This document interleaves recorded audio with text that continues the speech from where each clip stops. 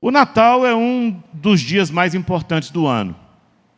O Natal é uma data aguardada, festejada, badalada. Talvez seja a data do nosso calendário em que há mais expectativas. Afinal, o nascimento de Jesus dividiu a história. Antes, a marca central era a fundação da cidade de Roma. Roma, ela foi construída em 753 a.C. Então, antigamente, antes de Jesus, a marca era a fundação de Roma. Mas quando Jesus veio, tudo mudou. O Natal é uma data tão especial que o mundo foi dividido em antes de Cristo e depois de Cristo. O Natal é uma data tão especial que até mesmo os mais incrédulos param por alguns instantes para pensar na família, para pensar nas suas vidas, para pensar na sua conduta. Você sabia que o Natal é tão incrível que já parou uma guerra mundial? Em 1914, durante a Primeira Guerra Mundial, soldados alemães lutavam contra soldados ingleses no interior da França. E a guerra estava travada quando chegou a manhã de Natal e não se ouviu um tiro sequer. E quando os ingleses perceberam que os alemães estavam quietos, porque era dia de Natal, eles então se levantaram, dos lugares onde estavam escondidos e montaram um time de cada país e fizeram um jogo de futebol naquela tarde. Tiveram uma trégua na guerra. Fizeram um jogo de futebol porque era Natal. Isso é impressionante. Só o Natal foi capaz de dar uma trégua na Primeira Guerra Mundial. O Natal é o nascimento de Jesus. Natal é Emanuel, Deus conosco.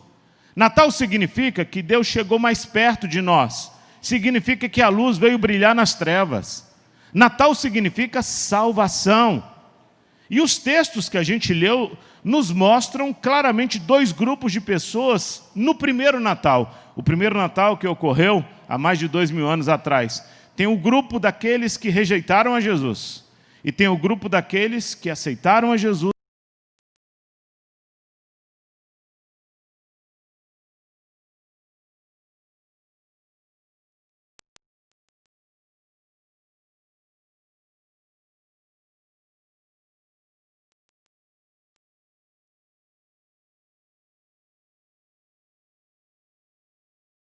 Soube pelos magos que o rei dos judeus havia nascido. Ele pensou, um rei? Peraí, eu que sou rei. Ele ficou preocupado com o trono.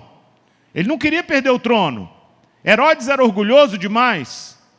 E a gente pode perceber algumas características de quem rejeita Jesus olhando para Herodes. Herodes, se você for analisar na história, era mentiroso. Herodes era um cara interesseiro. Herodes era arrogante. Herodes era orgulhoso. Ele era um cara ignorante referente às coisas espirituais. E Herodes era um homem disposto a fazer tudo, menos a receber o rei. Herodes representa aqueles que não querem dar o trono para Jesus. Herodes representa aqueles que recebem Jesus às vezes em casa, mas só na sala. Jesus é só visitante. Eu falei sobre isso domingo. Muitas vezes eles deixam Jesus entrar como uma visita temporária. Arruma a sala, deixa Jesus, mas Jesus não pode entrar nos quartos, nem no banheiro, porque está tudo desarrumado. E eles nem permitem que ele ajude. Herodes pensou, o trono é meu, ninguém vai sentar nele. E muitos de nós, e muitos que conhecemos também é assim, o trono é meu, não vou dar a Jesus. A pessoa não quer dar a direção a Jesus. Herodes e todas as pessoas que desprezam Jesus também são perturbadas. A Bíblia diz que Herodes ficou perturbado, e com ele toda Jerusalém. Eu não sei quanto a você, mas na universidade eu tive professores renomados. Eu tive professores economistas, juízes. A maioria dos meus professores eram gente rica e realizada. Professores que viajavam o mundo todo. Eu tive vários professores que falavam vários idiomas. Mas a grande maioria dos meus professores eram perturbados. Gente que tinha tudo, mas não tinha nada. Muitas vezes ficavam vomitando suas mágoas para nós, os alunos. E o grande problema é que uma pessoa perturbada não sofre sozinha. Ela faz os outros sofrerem. Era o caso de Herodes. Quando alguém é perturbado em casa, ele faz a família sofrer. Quando alguém é perturbado, ele faz os amigos sofrerem. Quando alguém é perturbado, ele faz as pessoas mais próximas sofrerem. A Bíblia diz que Jerusalém se perturbou. Por que Jerusalém se perturbou? Porque Herodes era perturbado. E porque ele era perturbado e ele era o rei, ele que comandava a região, ele acabou perturbando todo mundo. Você sabia que uma pessoa que não quer que Jesus reine na vida dele acaba ficando perturbada e acaba perturbando os outros? Mas, por outro lado, a gente aprende com os reis magos, que também eram reis. Mas eles foram de forma perseverante até encontrarem Jesus. A Bíblia diz que eles receberam o Cristo, eles adoraram o Cristo. E a gente pode aprender com eles a dar boas-vindas a Jesus. Os reis magos eram o oposto de Herodes. Os reis magos eram humildes. Eles eram reis, mas eles entenderam que havia um rei dos reis. Eles eram reis, mas eles entenderam que havia um rei acima de todos os reis. Eles nem se importaram em viajar quilômetros e quilômetros até um estábulo para se prostrar diante de um menino que era filho de uma jovem desconhecida e de um simples carpinteiro. Vejam, eles eram humildes, viajaram. Você sabia que a gente também precisa ser melhor? A gente precisa ser mais humilde. Nós precisamos ser mais tratáveis. Nós precisamos ser mais perdoadoras. Nós precisamos ser mais focados em Deus. O que Jesus disse? Ele disse: aprendei de mim, porque sou manso e humilde de coração. O que a gente vê aqui é que os reis magos eram abnegados. O que é abnegados? Eles deixaram suas coisas para trás, deixaram as famílias, deixaram os súditos deles para trás, deixaram os bens para trás até o encontro do rei, do novo rei que estava nascendo. Você sabia? Quando uma pessoa demonstra abnegação, ela desiste voluntariamente de algum comportamento ou de alguma coisa em prol de algo maior. Abnegação remete para uma forma de renúncia dos próprios interesses, para que eu possa me curvar e me submeter a interesses maiores. É por isso que a Bíblia diz que não se pode servir a dois senhores. É preciso ir até Jesus.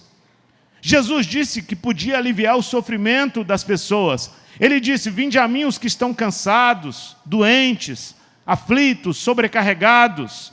Mas para que Jesus alivie, nós temos que ir até Ele. Ele disse: vinde a mim. Para que Ele alivie, nós precisamos tomar uma atitude de ir até Ele.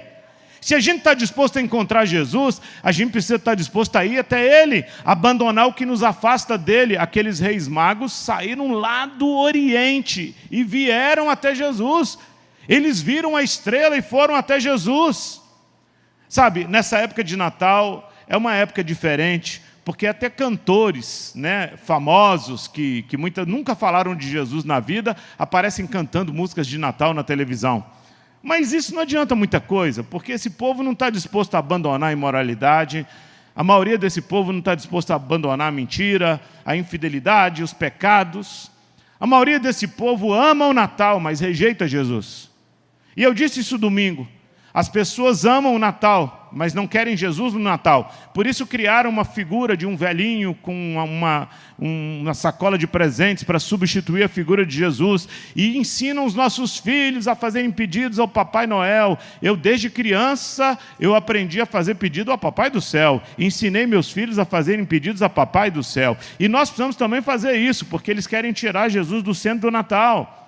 A gente precisa ser abnegado se a gente quer Jesus. A gente precisa renunciar, a gente perde para ganhar. Se o grão de trigo não morrer, fica ele só. Mas se ele morrer, ele dá muitos frutos. O que significa? Quando eu vou para Jesus, primeiro eu renuncio os pecados, renuncio a minha própria vida, mas eu ganho. Eu ganho por quê? Porque quando eu morro e nasço de novo, eu ganho a vida de Cristo em mim, eu ganho vida eterna. A gente perde para ganhar. A gente vê que os reis magos focaram na estrela, eles foram perseverantes. Eles foram até o lugar onde a estrela indicou, o lugar onde Jesus nasceu, na estrebaria. Interessante, a gente vê os reis magos focados na meta, não é isso? Eu falei para vocês preencherem alvos e metas para o ano de 2020, para a nova década. Foque na meta. Os reis magos foram perseverantes, eles seguiram a estrela. A gente precisa ter um rumo na vida, a gente precisa ter uma direção na vida. Os reis magos foram adoradores, eles se prostraram diante de Jesus e o adoraram, e não vieram de mãos vazias. A Bíblia diz que eles trouxeram ouro, incenso e mirra. Eles não voltaram para trás, eles não se desanimaram. Eles foram, inclusive, até Herodes, inocentemente, dizendo assim: onde está o recém-nascido rei dos judeus? Eles foram tão inocentes que eles foram até o carrasco, porque eles foram perguntar assim: você sabe onde é que está nascendo o rei dos judeus? E Herodes falou: opa, eu quero matar esse cara, porque eu não quero nenhum rei junto comigo, eu sou o único rei. Interessante, eu percebo que, embora tudo seja especial no Natal, a maioria das pessoas continuam as mesmas. Infelizmente, amanhã continuam com as mesmas mentiras. Amanhã continuam com os divórcios, os roubos, as atitudes egoístas. Amanhã, irmãos, muitas vezes a pessoa para um pouquinho no Natal para refletir. Eu vejo famílias se reunindo, eu acho isso muito bonito no Natal, mas tem gente que infelizmente nem sabe que hoje é Natal, porque eles beberam tanto ontem e tanto hoje, que estão apagados, dores de cabeça, não conseguem nem se lembrar que dia é hoje, se estão em 2020 ou 2030, não sabe de nada, porque alguns utilizam a época do Natal, não para poder falar de Jesus, ou para permitir que Jesus reine no seu coração, mas para tomar todas. Irmãos, é impressionante, talvez você antes de conhecer Jesus também era um desses. Talvez você também fazia assim, porque não conhecia Jesus. Mas amanhã é um novo dia. Amanhã é dia 26 de dezembro, e a gente precisa nos preparar para receber um novo ano. A gente precisa se preparar para receber uma nova década. Gente, nós vamos começar uma nova década. Você já pensou nisso? 2020 é uma nova década. O que foi da sua vida nessa década que está se passando? De 2010 até 2019, 10 anos. Se você fosse fazer um balanço da sua vida nesses 10 anos, o que foi positivo, o que foi negativo, o que precisa mudar, o que você precisa abrir mão, o que você precisa buscar. A gente precisa estabelecer alvos para a próxima década. Você sabia? Eu entrei em 2010 com 43 anos e estou chegando em 2020 com 53 anos. E vou chegar em 2030 com 63. Alguns aqui são mais novos do que eu, a maioria. Outros são da minha idade, alguns um pouco mais velhos do que eu. O que você fez da década? A gente precisa estabelecer alvos para a próxima década, porque ninguém chega a lugar nenhum se não caminhar na direção de um ideal. Sem um ideal, sem um alvo, nós nos perdemos no caminho. É por isso que os magos seguiram a estrela. A estrela significa o ideal. Entenda uma coisa, o tempo é como uma estrada de mão única. Não volta atrás. Você não pode entrar na contramão dessa estrada, porque ela tem uma mão única. O tempo não volta. Tempo perdido é tempo perdido. Mas, se você está vivo, ainda há esperança. Tem muita coisa pela frente. Você está vivo, não está? Então dá para consertar muita coisa. Eu queria que você se lembrasse que o alicerce do nosso futuro é Jesus. Como diz o salmista no Salmo 127, versículo 1, se o Senhor não edificar a casa, em vão trabalham os que a edificam. Se o Senhor não guardar a cidade, em vão vigia a sentinela. E diz assim, inútil vai ser para você dormir tarde e acordar cedo, porque aos seus amados ele dá enquanto dorme. O que nós precisamos nessa nova década é da bênção dele.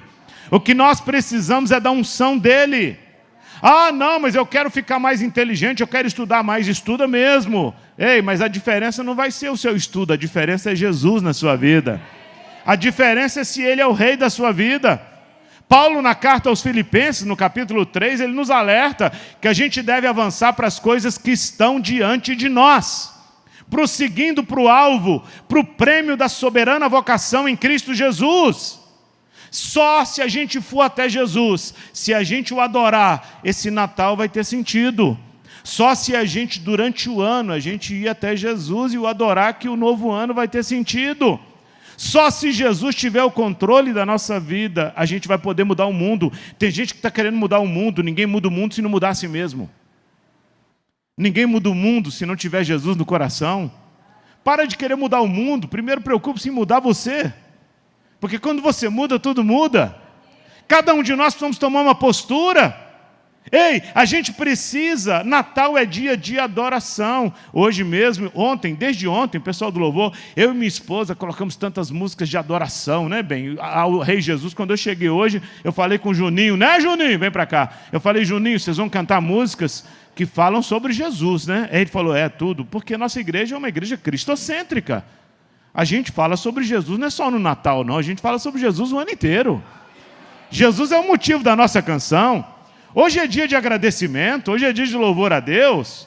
Vocês lembram quando Isaías falou sobre ele? E diz assim, e o seu nome será maravilhoso, conselheiro, Deus forte, Pai da eternidade, príncipe da paz. Olha que coisa linda! Diz que ele é o alfa e o ômega, o princípio e o fim. A Bíblia diz que ele é o ungido, a Bíblia fala que ele é mestre, a palavra diz que ele é rei dos reis, a Bíblia diz que ele é senhor dos senhores. A palavra diz que ele é o leão. Olha, está vendo aquele quadro ali? Ó? Ele é o leão da tribo de Judá. A Bíblia diz que ele é Jesus, o Cristo, o libertador. E a Bíblia diz que ele é Emanuel, Deus conosco. Esse é Jesus. Nós estamos aqui nesse dia de Natal, mas quem é o principal homenageado? É ele, é Jesus. Quem sabe você comeu comida boa, né? A gente, às vezes, até tem que dar uma maneirada, né? Irmão, não é nada de errado em comer comida boa, não é nada de errado em reunir a família, não é nada de errado em dar presente, desde que você coloque Jesus como centro do Natal. Desde que você entenda que nós estamos no Natal nos lembrando do nascimento do Filho de Deus. O Verbo se fez carne e habitou entre nós. E agora que passa o Natal, a gente vai focar no Ano Novo. 2020 está chegando. Faltam 6 dias. 6. Fala para a pessoa do seu lado, faltam 6 dias. Gente, brincadeira. 6 dias. Isso quer dizer que quarta-feira que vem a gente vai estar em 2020. Meu Deus! Gente, é impressionante como o tempo está passando. Está passando muito rápido. Mas é impressionante como tem pessoas que têm aproveitado bem o tempo. E é impressionante como tem pessoas que têm desperdiçado o tempo. Eu queria te convocar a aproveitar o tempo. Aproveite esses 6 dias para fazer uma reflexão. Aproveite esses 6 dias para fazer um projeto para a nova década. Aproveite esses 6 dias para fazer uma análise daquilo que você precisa deixar de lado e daquilo que você precisa, priorizar. Aproveite esses 6 dias para que quando a gente se reunir ali no Via Shopping, vai ser um grande culto, vai ser uma festa ao Senhor, a gente entre, não com o pé direito, mas por inteiro na presença de Deus. Porque, irmãos, começar o ano na presença de Deus, há um simbolismo espiritual muito forte nisso. Se você tem parentes que nunca fizeram isso, porque a maioria das pessoas do mundo começam o ano novo chapadões. Eles nem lembram em que ano estão. Não, convide seus familiares para começar o ano novo na presença de Deus. Fala, não, gente, desse ano vai ser diferente. Vamos lá comigo. A gente vai começar o ano novo na presença de Deus. Porque eu creio que esses que virão, que ainda não tem Jesus, que vão vir porque você convidou, vão continuar o ano na presença de Deus, porque vão ser impactados pelo Senhor. Quantos creem nisso? Digam amém. E eu creio nisso. Eu quero todos os anos estar na presença de Deus. E eu quero a cada ano estar mais profundamente na presença de Deus, porque se a gente faz isso, nós temos a presença de Deus em nossa vida. Amém, gente?